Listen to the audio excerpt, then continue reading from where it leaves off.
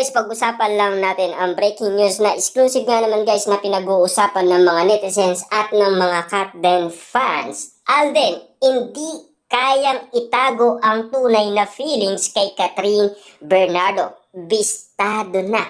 Grabe nga naman kasi guys ang pag-amin ni Alden Richard ay totoong-totoo na. Hindi na halong kasinungalingan. Ibig sabihin, inarap na ni Alden Richard ang katotohanan na ang tunay na kanyang nararamdaman umano kay Catherine Bernardo ay unti-unti na niyang binubuksan dahil hindi na umano ito maitatago pa. Dahil sa mga ayudang pinaranas nila sa atin, unti-unti na nating nalalaman ang galawan ni na Alden Richard at Catherine Bernardo ay makatotohanan pala.